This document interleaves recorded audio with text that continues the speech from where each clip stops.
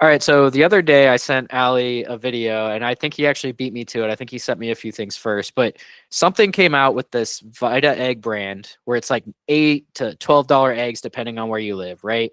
And it turns out that even though these have this legal standard word, I think it's pasture-raised eggs, they were actually feeding the chickens corn and soy. So you're buying these eggs that have been greenwashed that you think are super healthy, and it turns out they're not healthy. And part the reason why Allie and I were talking about it is because I wanted to make some pickled eggs, and then all of a sudden, as I'm making them, this thing comes out. So I'm gonna let Allie kind of take it away and just introduce the issue. So if you haven't seen the Instagram post, we'll have it linked here in the thing. But Allie, like, what do you think about that? Well, when it comes down to eggs, I think we can go on for days and months about it and still never figure it out. I've gone to egg farms, but these private small egg farms are not a part of the majority that's actually servicing the American people across the United States. So what kind of eggs are we getting? Where are they coming from? How old are they? Because what I eat and what I read up on, and then, I'm not saying I'm an expert, but I raised chickens and I had eggs. And the eggs that I had that they laid were amazing. And I never get those in the store. But let me just start off by telling you, by raising chickens, it's the most loving, unforgettable experience I ever had in my life. I found a new love and respect for chickens. In fact, I could never hurt them. I mean, they became my pets. And I'd walk outside, they'd run to me. If I wasn't up on time at 6 a.m. when the sunlight was barely shining, they'd be knocking on the door with their beaks or scratching on it because they wanted their food. If I brought them a treat, they had these little bugs and flies that I bring them, and they would just run if I shake the bag. They're incredibly smart. But the great thing, and the reason why I had such great eggs and the chickens were happy, because I had a huge backyard and I let them roam around free. And they're so incredibly smart that when it starts to get dark, they run into their home. And it's just you laugh and you have such a fondness of these chickens on how smart they know when to come in, when to leave. But they would eat my plants, so I had to be careful if I was planting lavender or rosemary, whatever I planted. I had to be careful because they would eat it all up. But that's why the egg shells were so strong. When I cracked them, I really had to hit them. That's number one, how strong and sturdy the eggs were. The other thing is the yolks came in so deep mustard yellow. And when you cracked them in the frying pan, they held together. A lot of times when you crack an egg in the frying pan, it falls apart. It's because it's old. Yeah. And, the neighbors would come to me, can we get some eggs? Because they loved them. So you see the difference in quality of eggs that we don't get in the stores. And we're going to touch a base on that. But real quick, so that people that don't know, do you know what Julian date is? What's that? Julian date, which a lot of people don't know, is the date of the eggs on when they were hatched. So, I gotcha. So it's from 1 to 365. Why? Because 365 days in a year. So right now it's January. So if it's January 31st and it says 15 and we're at 31st, we know that those eggs are 15 days old. Gotcha. Yeah. So if it says January 1st and we're February 30th, or let's say 28, I'm sorry, you know that those eggs are almost 2 months old. Yeah. So it's on the side of the box. Every box of eggs has to have the Julian date. And most people don't know that. So when you go shopping now, look at the back of the box and count, okay, what month is this? If it's the third month, you know that it's, okay, we're almost in 90 days. And you count, okay, I'm not going to buy these eggs. They're too old. That's number one thing to look for. Where would I usually find that on the packaging? Because, there is like barcodes and stuff like that. Is there like a specific spot that it's always at? Wherever the manufacturer that builds the cartons and packages the eggs, stamps it. But usually, near the barcode, somewhere on the back. Sometimes it's on top. It's different places. I'm always looking at the different spots. Okay, gotcha. Yeah, because obviously there's very different packaging now. I mean, I guess it's like kind of consistent because, to be honest too, I have a pretty similar experience as you, where like my girlfriend's parents, they raise their chickens, so we've had their eggs, and then I actually had a friend. He's not a chef, but he obviously loves like cooking and having control over his ingredients. So he was raising his chickens. I remember him talking about the feed that he gives his chickens and how he was tinkering with the feed to like develop flavor. What does a healthy, like good, like to make a good tasting egg, like what should those chickens be fed? Like, what makes a good tasting egg? Well, we bought them all kinds of different seeds, Okay. chicken feed. But when you started researching more and more on the chicken feed, a lot of it wasn't organic, was GMOs, GMO-based corn, GMO-based feed, sunflower seeds and stuff like that that they ate. But for the most part, the reason why my chickens were so healthy and they grew naturally, not with hormones. And I'm not an egg farmer or a chicken farmer, so I'm not pumping them with anything. Yeah. They were healthy, and the reason why, because they were eating the chlorophyll. They were eating Okay. they would take their natural baths in the dirt. You've seen how, and they can identify 100 different colors with their eyes, and they never forget who you were.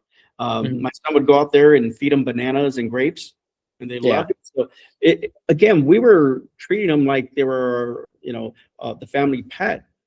Yeah. And we respected them that way. But unfortunately, when you're talking about, I'm not saying even millions, you're talking about billions and billions of eggs every year to the Americans. And I don't know if we're shipping overseas by any chance, but if we are, you got to think about the production. And if you look online, if you can even find the production, if they're even going to show it to you, these chickens can't even walk. So how are you even calling them free range? But Yeah. free range guidelines are very specific, as long as they can walk within a two area, like a 2-foot box or something. So it varies, because what we know, what the report is completely different. So I don't trust half the things they say, but I'm gonna have to believe in what they say, because there's a big difference in production, what the law states, and what they're doing. In the old days, especially with meat, there would have to be a USDA inspector on site at all times. And I think it's just nowadays a pop-in. It's not the same. Yeah. And when I was growing up, you'd see the farmers, when you would get the meat, when you buy at the store, it had a purple mark on it, because they would go through every cow and mark it and say, okay, this is prime, this is choice. And if it didn't have the purple mark on it, it was a lower grade of meat. Nowadays, you don't know. There's no markings. There's no markings on, there used to be markings on the eggs. Yeah. But now they're washing the eggs. So you're looking at the feed being non-organic, probably pesticides inside the dirt. We don't know the methane gas also. So that they're taking baths in the food that they're eating. They're not getting enough vitamins and nutrients.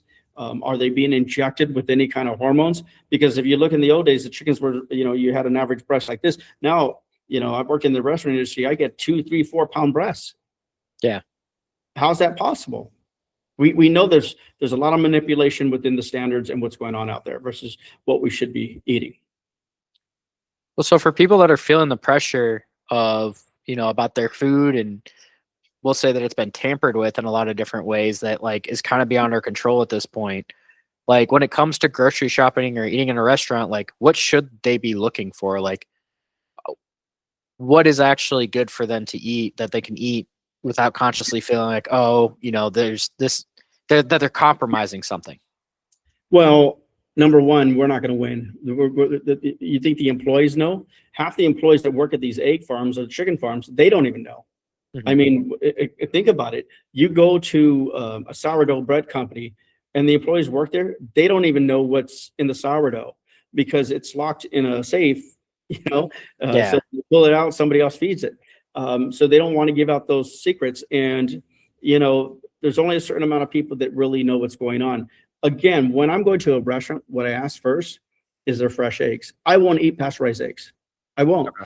When you go to Denny's and these IHOPs, Waffle House. The Waffle House. The original pancake house.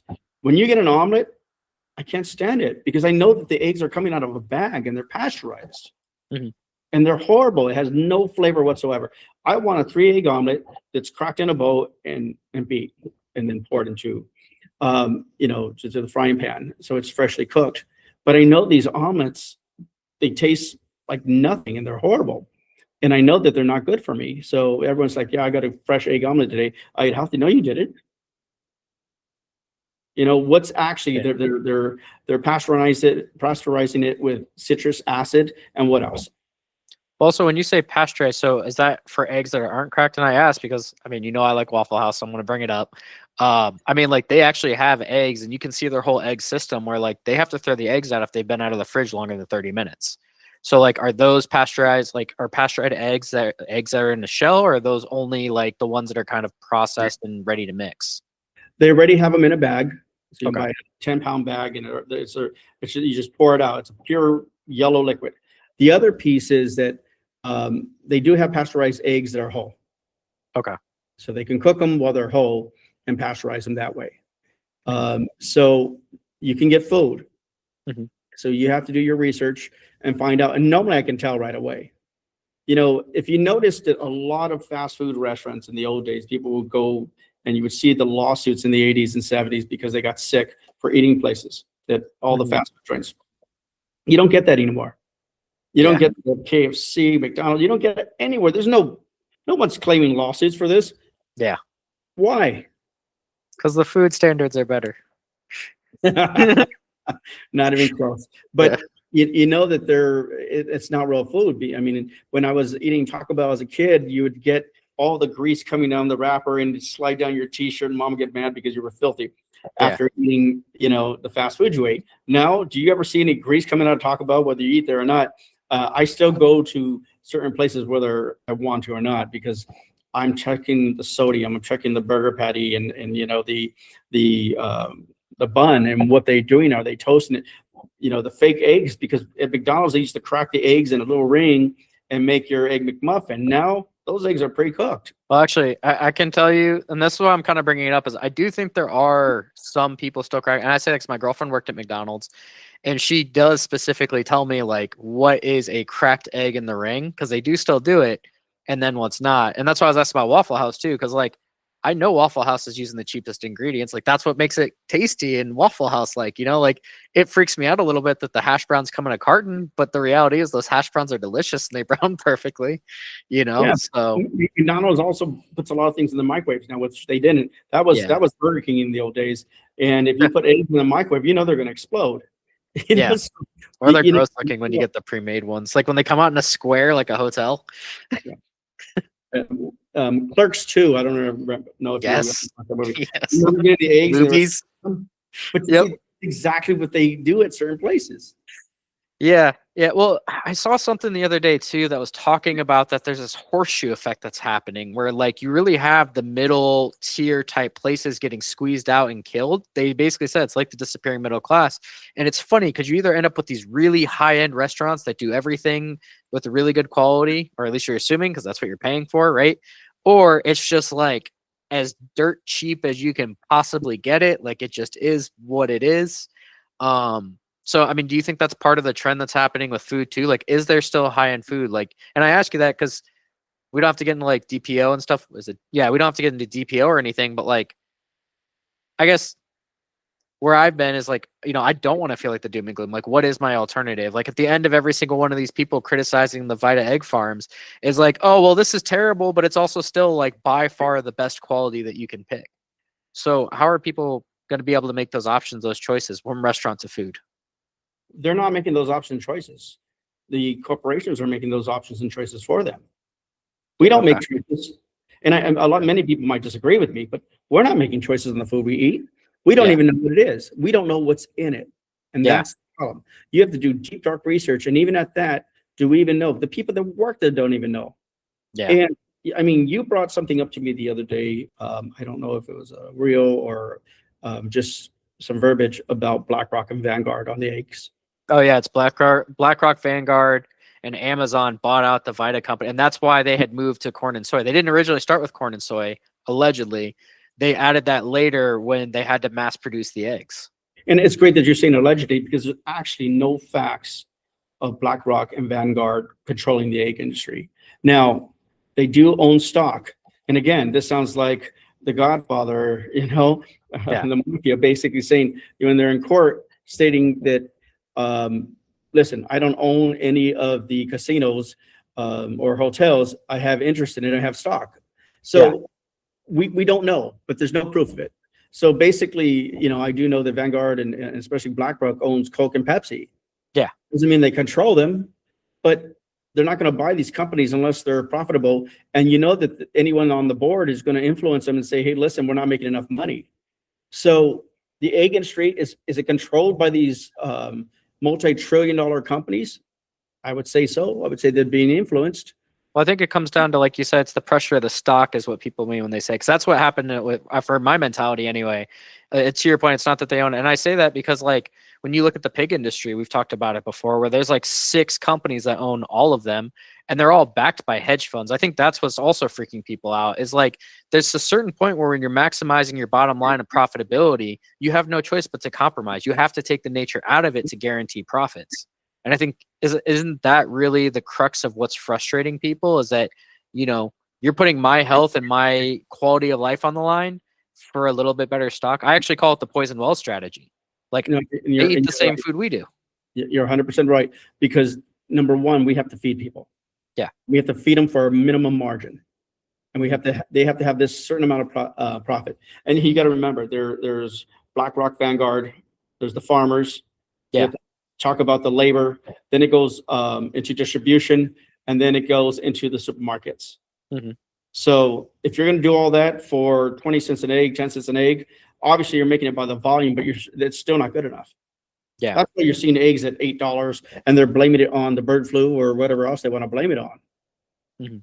But again, because of fuel, especially in California, you're looking at $7, $8. I don't care what it is across the United States. They're looking at the fuel. How much is the fuel to transport it? Labor costs are going up to $15 to $30 an hour. Mm-hmm. And without, calculating in payroll taxes. When you add all this stuff up, there's no way that they can lower these prices. They're going to lower them momentarily because the news or some news station brought it out and said, hey, listen, we're being ripped off and we can't afford eggs. And they're going to drop the eggs for a month, 2 months, 3 months, and they're going to bring them back up. Mm-hmm.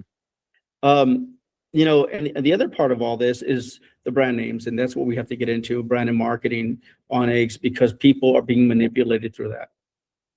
Yeah, I mean, what I think is actually really interesting, and that you're saying that, we've talked about some different products too. Like, I recently tried to make French butter and buttermilk, and I made some like whipped cream for my coffee and stuff. And I think that's one thing that's kind of haunting me, is it's not even necessarily like this is what we have to do to mass produce food and make it available to everyone, right? There are things that are just part of the market that are happening. But like, it really seems like food fraud is the bigger crux of the issue. Like, even with the Vita eggs, it's not really about being $8 eggs and what they're feeding. It's that the greenwashing is the part that's frustrating, right? It's the same thing we see with fish. It's like, if you're buying red snapper that costs you $43, I don't know how much that costs the restaurant, but if the restaurant is literally giving you something that's like the equivalent quality of tilapia, like, that's fraud. You know what I mean? If it's not red snapper, it's not red snapper. And I think that's really the bigger frustration that's happening for people, is that, like, people can deal with bad news, but they hate surprises. And I think that's part of what we're seeing more and more, is the fraudulent branding is what's really upsetting people more than the actual composition of the food. And maybe I'm wrong, so I'd love to know what you think about that. No, you're not wrong, because every day we're being manipulated. What's fresh, what's not fresh, and everyone just thinks I'm eating fresh eggs, I'm eating healthier, I'm eating fresh fish, even if it's frozen, I'm eating healthier. Yeah, but it doesn't mean that you're not hurting the fish supply, because it's dying out, or it's coming from waters that are filled with mercury, or it's coming from India or Thailand where it's highly infested with mercury and all kinds of poisonous chemicals due to computers and everything that's falling into the water as they're working on the beach to maintain the minerals. So there's a lot of food fraud out there that we don't know. And listen, salt is one of them. So no matter what you get into, the milk, you're talking about milk right now, and this is allegedly, because but I've heard it from a source. And you got to go through layers and layers of layers of things to understand, because you're being poisoned through layers. So number one, when it comes to milk, you're being poisoned by just putting it in plastic. In the old days growing up, they would all glass jars, but it got too expensive. So plastic is cheaper, but plastic is poisoning you. So in California, there was an alleged story out there many, many years ago that it has rocket fuel in it, but the government allows so much parts per percentage into the milk. And the people are like, how is there rocket fuel in there? Well, they have NASA in Pasadena, and they're testing rockets, and they have rocket fuel there, and the dairy farm is right underneath it. And I believe it's Altadena Dairy Farm. So when it rains, the rainwater comes in and washes the water down to, the cow farms, and they're drinking that water off and eating that grass. But is it possible to have things like food grade plastic? And I ask that because, you know, the where I'm living right now, my choices like my of top notch milk for me was either Hildebrand Farms or I think it's called Kelowna at like Whole Foods. And it's funny because Kelowna, which is a very high end brand of milk, very expensive too, comes in a plastic bottle. And I'm, you know, and granted, I'm asking ChatGPT, so I'm not really doing my research to the full extent. But ChatGPT was like, I was like, what's the point of having this super high end brand of milk and you're putting it in plastic? And they're like, well, it's food grade plastic, so it doesn't leach into the milk. But if that bothers you, you could just, it's a temporary transportation vessel that you could just pour it into a glass, which is why most people prefer Hildebrand, because Hildebrand does old, like same thing as Oberweis in Chicago. You know, they put things in glass bottles, and for Hildebrand, they even have cream line where they don't even homogenize the milk. So is it possible to mass produce things in a way that it doesn't leach? Well, let me ask you a question. I can't answer that, and a lot of people can't answer that, and just like doctors can't answer half the nutrition questions out there that you need. But Yeah. let me ask you a question back. Let me throw this back at you. Okay. So we know that plastic's not good for you. We have never heard anything good about plastic. Okay. So, you know, when they're doing this milk and they're putting it in plastic, you know, how many years is it going to take for you to find out the results of that? You know, you'll probably be dead by the time that happens. And you're telling me you're asking Chat GPT, which are they grabbing their information from Google and they're summing it up? Chat is only grabbing information that's already out there and combining it together. So if somebody on Google, it says, and it's government controlled, we don't know. I'm just saying it's allegedly, you know, that's speculation that somebody might control the internet. So that information can go into Chat, and that's what they're going to report on. So anything you're searching may not actually be true. You would have to find a true chemist, a true scientist to go through this and find out the truth of it all. And we don't know. No, I definitely get that, because I do think there probably is food grade plastic, but you can't ignore the fact that plastic is made with, it's not gasoline. What is the more pure part of gasoline? Petroleum. Petroleum. It is made with petroleum, no different than Ziploc bags and things like that. But I mean, I do think it's also fair to say that I'm sure most plastic isn't even made with like that high end stuff. Like once again, you're paying $6 for half a gallon of milk. You know what I mean? So I guess that's why I think it is such a, because you're right? Like ChatGPT is pulling in that some average, but I think that's also part of the cloud that's like making things so frustrating for us, right? Like you're looking at how your food's being raised, and to your point, I mean, there has been stories of like, it wasn't there a story something about pigs, or maybe it was cows, like you said, they're near facilities that are using things with high levels of like gasoline or certain types of fuel, and there's no way for that not to leach into your food. It's no different than why Teflon got in trouble, right? Granted, Teflon was dumping, but even if they're not dumping, which, I mean, the point is, I guess it just feels like the whole environment's toxic. So I guess I'm wondering, like, what is the alternative? Because you can't mass produce glass like that. It's marketing, and here's a part of the marketing that manipulates you. Everything they do to us, they twist it so you think you're living better and you're doing better, but in reality, you're really not. So they tell you styrofoam's bad for you, don't eat it, you know. And then I hear reports that styrofoam's actually not that bad. But then they're giving you a bio box. Remember these bio containers now? You can take your food out. They're brown. So the brown says it's healthy. So it's compost it. And you can compost it, but not necessarily you can compost it. It can get composted, but made into fertilizer. But the fertilizer with the plants and food that you eat is going to be contaminated. Why? Because it's PLA line. And PLA means they're spraying plastic on it. So the minute you get the hot food out of the oven at anywhere from 140 to 165 degrees, and it goes into that box, it heats up that box, and that plastic gets into your food. And then you're eating it. And then you're putting that box into the ground to get composted, which really isn't good for the environment. Yeah. So that's where we go back to the eggs, you know, and the manipulation, because, you know, when you look at it, what is pasteurized? You know, what is organic? What is cage-free? What's the difference in them? Yeah. Well, I think because people are also skeptical of those food labels. I mean, I was watching someone doing a breakdown of the Instagram reel that's the topic of this whole thing, and they brought up the whole greenwashing aspect, where it's like, you know, that's the frustrating part. And like we said, we've seen it with things like fish. We see it with olive oil, where it's like, okay, you have this label, but yet somehow it's still not what it says it is. And I I do feel like that's also more of an American problem. It feels like, because when I was abroad, I don't feel like I saw things that made me question what I was eating nearly as much. Don't get me wrong, there was some weird stuff where it's like, oh, this is like a kid's little candy thing. But when it came to just regular food, I was never concerned about like the tomatoes I was eating in Italy or the fish I was eating in Croatia. You know what I mean? Correct. Now, again, so some of the biggest egg farmers out there are Cal-Maine foods, and you got to understand, they're going to create different labels. Mm-hmm. You know, they're going to do it for, okay, this is generic. So sometimes you think I'm buying the good egg, or here's the bad egg. I'm not going to buy this one, so I'm going to buy this other one instead. So are you buying the right egg? We don't know, even if you do your deep dark research. So, you know, when you're asking what is an organic, cage-free, pasteurized egg, hens must be fed 100% organic diet. No conventional pesticides, no fertilizers, no GMO ingredients to be fed with them. Do you know that's happening? Tell me. When you buy your eggs, do you really know that that's happening? No, I think that's the hard part, right? Is like you're trying to just trust the label, but now it feels like 80% of the time I can't. and then cage-free eggs, they have to have access to outdoors. Yeah. So they put them outdoors in a cage where there's a million chickens and they can't move, but they're outdoors. Yeah. So is there double meaning between that? So again, no routine antibiotics are permitted. You know, Doesn't Purdue use cilantro? I think it is in the water as an antibiotic. Isn't that like one of the alternatives? I didn't read up on that, but you know, I would suspect that, you know, again, there's chlorophyll in there. And I don't know what the other benefits of cilantro would have for it, but besides the chlorophyll, Yeah. you know, you have to have a USDA inspector on site, Okay. you know, to grade the chickens.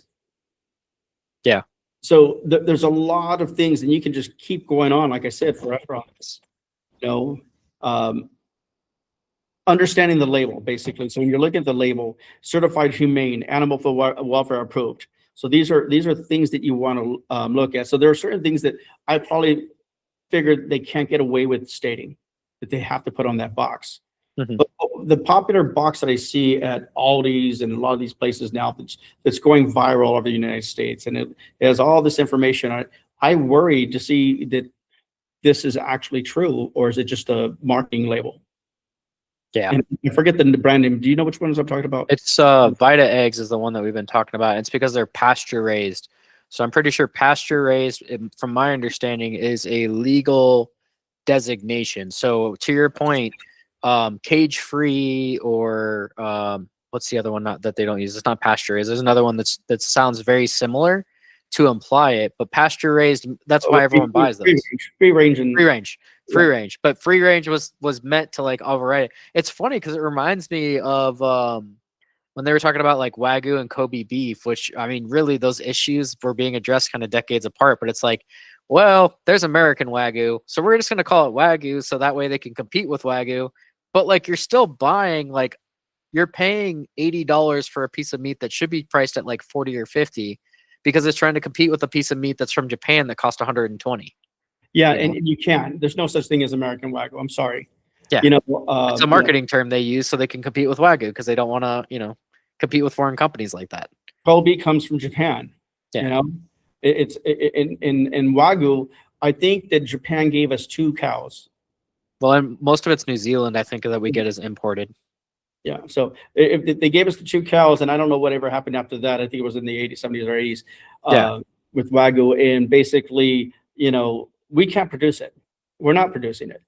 Well, they do a combined version, I think. I only say that because I've read up on some different meat products I bought, and what they claim is that there's a resurgence in trying to correct back to Wagyu tradition, where they're trying to follow the same stuff. So it's still not the real Wagyu, but it is descended from one of those 2 cows, and so they're trying to like raise it properly with the recognition of like, okay, like, you know, it's meant to fight off. Like, it's meant to offer a better quality than Black Angus beef. So I was just throwing out there to say I know there are American Wagyu cows that you can buy that are descendants, but it's one of those things where, like, you know, so many degrees of separation before it's like 5% Wagyu. You know what I mean? And I need to do more research on that, because to me, if they were doing that, I would assume that they were cloning it.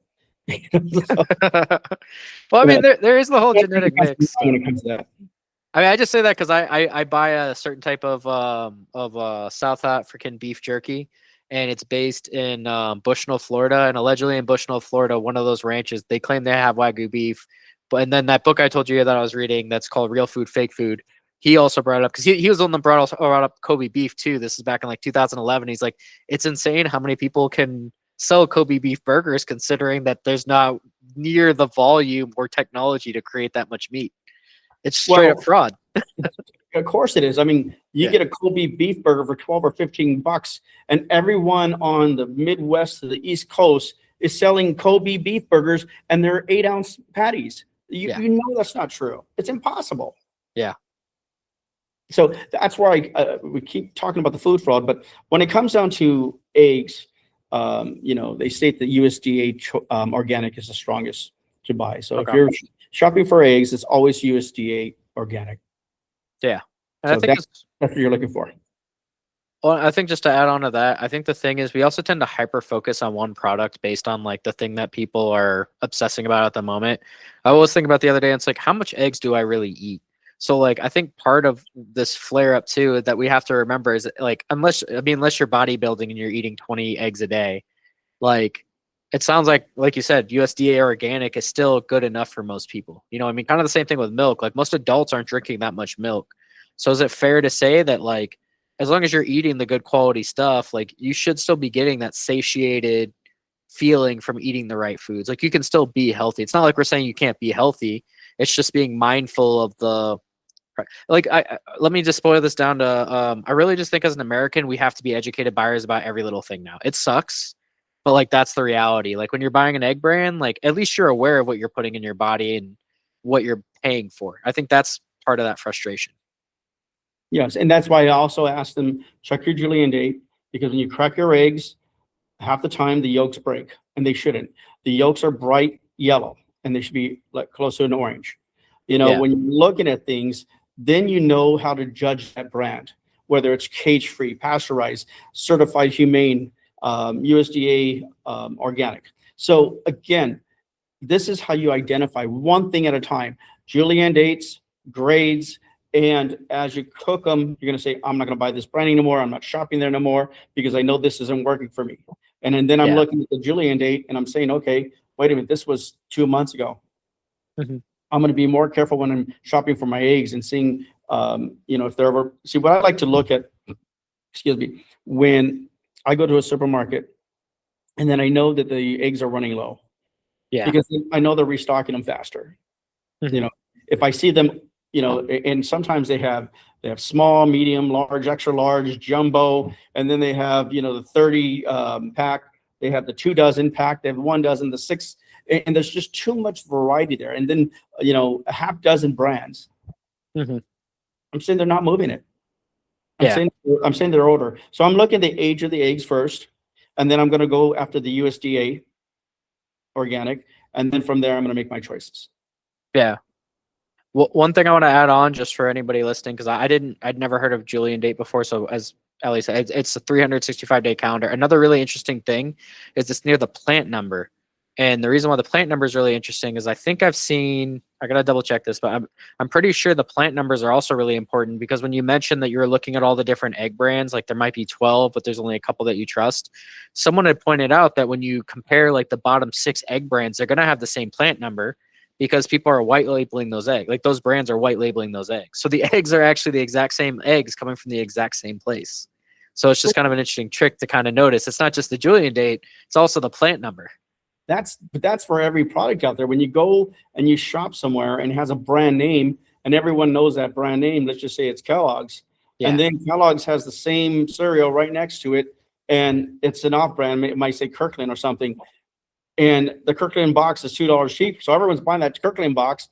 But honestly, it's the same ingredients, it's the exact same product. Yeah. It's just they're manipulating you because the pricing, and they're still making the money because the marketing and the cheaper box or whatever else they're doing with it. Because there's still those people that believe in the brand name. We're not going to buy the cheaper one. I care about the Kellogg's Lucky Charms or whatever it is. I'm not going to go for the cheaper brand. Well, I'm going to take a moment and express my disappointment in Publix because I've been disappointed in them for a little while. And the reason why I bring this up is because I used to think that with the Kirkland stuff, I don't know if I've checked Kirkland on this, but I know for a fact with Publix, it would really bother me because growing up, everyone's like, oh, it's the same thing, just buy the generic version.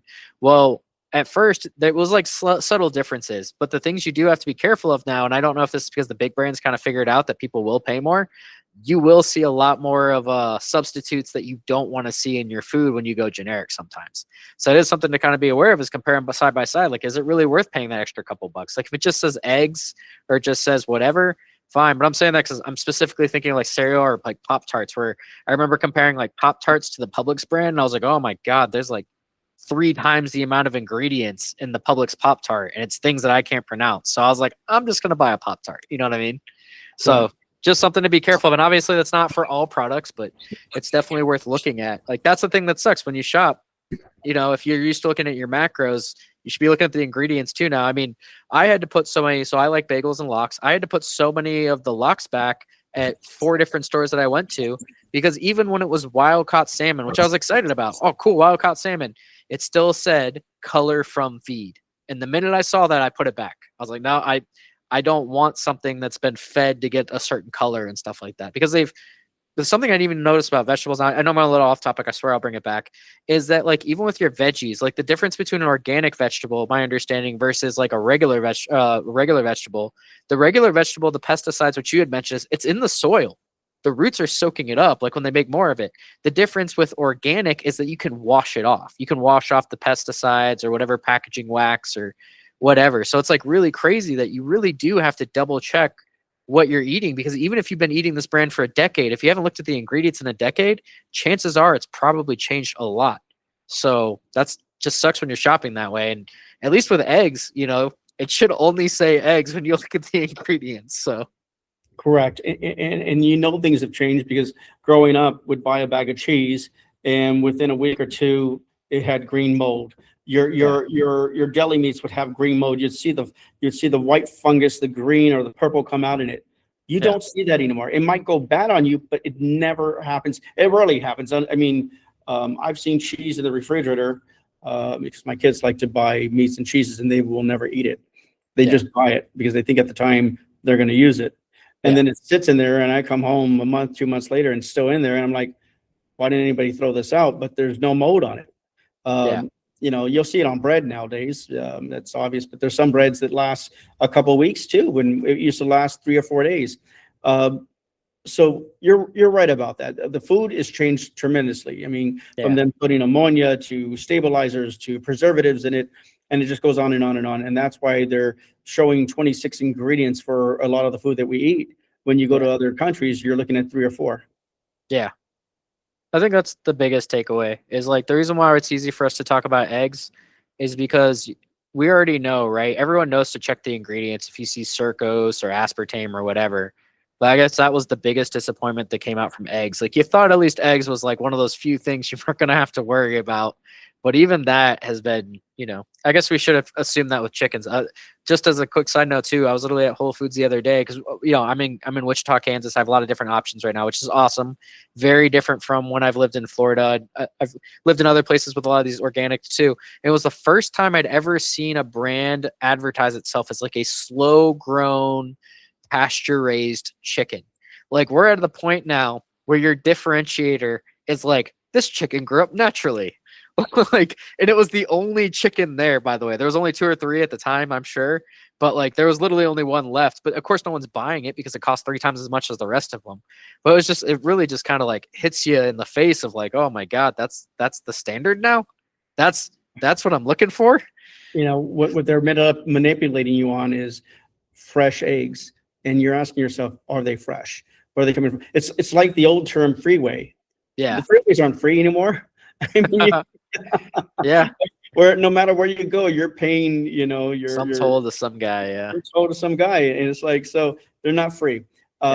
So, you know, when it comes down to labeling for people that want to know, cage-free eggs, hens are not always kept in cages. You know, they're in indoor barns, and there's no guarantee of the outdoor access or space. So when it comes down to free range, some outdoor access required. So no minimum time or quality defined on that. So when we're talking about all this, when you talk about free range or cage free, people are manipulated on what the real terms are. Mhm. So versus what the U.S. Food and Drug Administration might say what's okay and what's feasible. Pasteurized, hens are raised or on a pasture, often the third party's certified.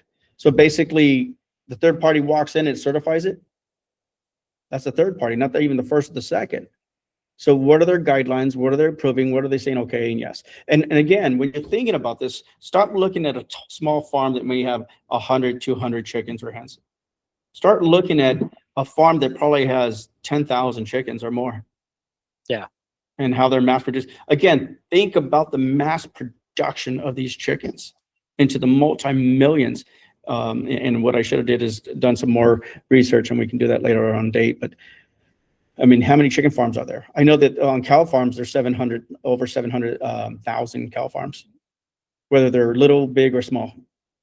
Well, actually, I think this brings up a really important thing for people that are like, what if I want to find a farm or something? And I'm going to bring this up because I did see it in one of the reels where someone talked about an app called Localize. I haven't used it yet, but I did notice that like you can go to farmers markets and you can find it. And I think there has to be a conscious decision that if you want to eat healthier, it means that you can't buy stuff from the grocery store because it's going to be industrialized. Like that's a big point that you're hitting is exactly that. Like if you go to a certain plant and they have all those chickens, I mean, it's kind of like feeding the U.S. Like my understanding of the birth of GMOs was to solve a food shortage problem. Like that way we can feed all Americans. That was the original intention. You know, you compromise a little bit of nutrition, but you have so much food everyone can eat. And so when you think about industrialized food that way, it's like if you do want to try to avoid it, then you should go to a local farm. And the reason why I bring up that app is because I'm pretty sure you can actually, some of them here in Kansas literally said, you can come tour our farm. You can come watch what we feed our chickens and our cows. And, you know, and I think that's something like if you really do care, that's the extra effort that you have to put into your point. And like, if you are seeing like 1,000 or 10,000 chickens, like that's mass production industrialized food. But if you go into a place, and I don't know what the number is for a normal family size farm that can feed a community, but there is a reasonable size of like, okay, like these are well-fed chickens. I mean, obviously you can't go and find the lineage of the chickens, but so there, I guess I'm saying, I feel like there are some options, but it does require quite a bit more effort, time, and a little bit of money. Yes, but actually, I did travel a few back east chicken farms, and I didn't see that much work being put into it. You know, they had a young lady that would go out. She was probably barely 18 to 20 years old, and she would grab the eggs and take them back. So it's more simplified. There was some of the farms only had about 100, 200. I had another farm, same thing. And when they sell them to the public, they're never refrigerated. Yeah. So you don't have to worry. But it's when they're old and they're in the refrigerator and then they wash them.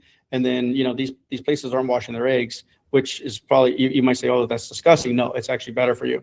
But then they refrigerate them and then they come out in a restaurant and they leave them out all day or overnight so that they can bake. And that's where pasteurization came in because too many people were getting sick. Salmonella, all these problems were happening. So pasteurization is basically heat treated for food safety. Okay. And, so and more like people, milk. yeah. So basically what they were doing is because too many people are getting sick and then lawsuits and health inspectors were shutting them down, all this stuff started happening. They wanted pasteurized eggs. I was working for food service companies and they were telling me to make sure that all my locations were using pasteurized eggs. And I just like, I couldn't stand it. I go, we're lying. We're not making you a fresh egg omelet. Yeah. So, and the pasteurization does not reflect the animal welfare either.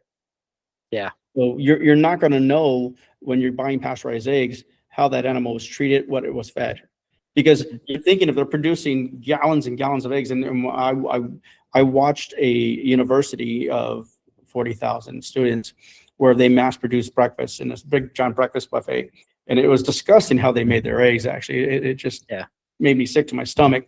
And most of them don't know this. They're not actually cooking the eggs on a grill or in a frying pan and putting them to the students. They would boil water and they take these bags of pasteurized eggs and drop them in boiling water, take them out and start chopping them up with a knife. Oof. In the bag, in the plastic. Yeah. They would put it into a hotel pan for them to scoop out and eat. I thought you were going to tell me they cooked it in the hotel pan. That was the only way that would have been worse. No.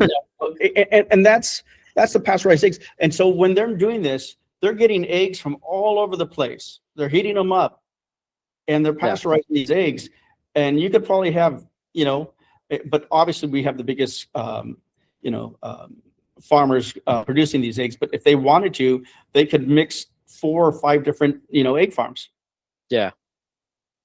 So we don't know what's in our food product. And so you and I can come up with, and I watch a lot of stuff on the YouTube and Instagram, and a lot of these people that are saying things, they're falsifying information. Every day I see something about nutrition, what's healthy for you, what's not healthy for you. I see somebody posting stuff on how to cook broccoli, and he says, if you boil it 2 to 3 minutes. I'm like, if you boil it for 30 seconds. And you don't steam chlorophyll, any vegetables like broccoli or green beans, because the chlorophyll runs out, comes back down, you lose vitamins and nutrients. Overcooking vegetables. So what people don't know and they believe and they say, okay, I'm going to do it this way. It's just so much food manipulation and false information out there. So do you think it's okay when restaurants, like, there's just a knowledge of it that, like, hey, this isn't going to be the best quality? And I say like that because going back to your McDonald's, your IHOP, your Waffle House, your Denny's, like, I guess I'm asking that because it is frustrating seeing food prices skyrocketing right now, right? So is it acceptable if they're upfront about like what a restaurant is doing? Because obviously I don't want to go to some fancy, super fancy high-end restaurant for lunch, brunch, breakfast, whatever, and be served, a $32 omelet when really it's made with the exact same ingredients that Waffle House is making an omelet with. And probably for a lot cheaper. I mean, growing up, you remember Denny's Slam was $1.99. Yeah. 2 bacon, 2 sausage, 2 pancakes, 2 eggs, and you get a glass of milk, you're out of there for $3.25. Nowadays, you and your significant other, you go out to dine for breakfast, each meal is $18. Plus your coffee and everything is another $5 or $7. You're walking out of there with a bill for $65 or more for 2 people for breakfast, for eggs that costed you 25 cents a piece. Yeah. I guess that's why I'm asking, because like I do like diner food, so that's why I'm gonna bring up Waffle House one more time just to say, because like that was the one that did surprise me with how cheap it was. But like I said, I can see everything they're cooking, so like I'm well aware that the waffle mix is pre-made. I'm well aware that the potatoes are coming out of a carton. I'm literally watching them make it right there. It's like a and they're deep frying them and putting them in there. Yeah, but my point being is it okay then that I'm walking out there and only paying about $15 for 2 full meals? You know what I mean? That includes like pretty similar to IHOP, Denny's, and stuff like that, rather than like I guess you said $18 a piece. I guess what I'm saying is like I know the price of everything's gone up, so when I go to certain types of diners, like I get the price, but I'm like, okay, cool. If we both got out of there for 2 meals and some coffee for $15, then I feel like that's fair. But that's just because of where we're at now. I'm completely disagree with you on that, because that's where I see obesity coming in, because you're getting pasteurized, not real eggs. You're getting frozen potatoes in the deep fryer, high fat content of bacon, and the cheapest bacon. You're not going to get quality bacon. The cheapest sausage that has nitrates and high amounts of sodium, and curing salt and everything else in there that's bad for you, that makes you bloated. And you're eating bread and flour and bleach flour. So you're getting rich flour. Yeah. Yeah. So you're not getting a good meal versus going to a real diner with fresh potatoes that are cooked or steamed and then grilled with real butter, fresh eggs, and probably some applewood bacon or some quality sausage. Yeah. So you got to ask yourself, and omelets that are with fresh ingredients. When I was in California last, somebody took me to have breakfast, and basically they go, oh yeah, this is the place everyone's going to. And I ordered an omelet, and I was so disgusted by it, because they had frozen spinach that they thawed out and they put in the pan. And then they had the mushrooms pre-cooked or canned mushrooms. They had everything that was processed in there. So all they did when they made this omelet was grab everything into the pan and cooked it with the pasteurized eggs and gave it to me. And I was like, this is the most disgusting omelet I ever had. Normally you put fresh spinach, fresh mushroom, fresh onions and tomatoes, but they took it another step. And they were to make money, but they were charging more than the average gourmet restaurant also. Yeah. Well, because that's why you have me thinking now of places like First Watch. Like I haven't had necessarily a bad experience at First Watch, but I did feel like it was overpriced for what it was. You know what I mean? And it was in my head the entire time. Now that I'm like aware of the ingredients, it's like, okay, but are they using the same ingredients as like, because even with local diners, I guess my question for you too on this particular topic with your knowledge of restaurants is like, are local diners bringing themselves down to the same level as these national guys who, by the way, have investors, have to maximize their profit? Like, do you think local diners are holding their own and keeping quality, or do you think on average they're lowering themselves down because they want to also make money? Like, they're focused on making money. Well, they have no choice. So I'm not blaming the diners. I'm Mhm. not blaming them. I'm not blaming anyone. I'm blaming our economy. And it's like, you can't go and blame our government either, because Mhm. every state has a senator and governor, and they control the gas pricing and the taxes, and they control workman's comp, and they control everything. Yeah. The labor costs. So every time they raise the labor costs, California has raised certain areas to $30 an hour, $20 an hour. Yeah. And then you're looking at payroll taxes and workman's comp. You're looking at the few charges to distribute the food. They have no choice. They want to stay in business, but they have to lower their quality. They have to, they're trying to get labor out there, and you're saying, why can't I get my meal on time? Why is there only one waitress? Yeah. The bartender, why is the bartender waiting tables also? Because they can't afford the labor. They can't afford it. They're trying to make it, but they can't. And literally it's impossible. And so they're passing those costs on to the customers. And this is where they're charging you a service fee now on top of the gratuity. And they're also charging you for what? Credit card fees now. Yeah. Because credit card fees, if you're not smart in the business of merchant services, you're going to pay 3%, 4 or 5%. And I've heard some people paying up to 6%, which is highway robbery. Plus you're paying a transaction fee of 30, 40 or 50 cents per transaction on top of that 3 or 4%. Now, if you negotiate properly, you're going to pay 2.5% and maybe 10 or 20 cents per transaction. But that's still a lot of money if you're making millions of dollars, even $100,000, all those fees. So what are they doing when they got all these taxes and real estate taxes and the lease?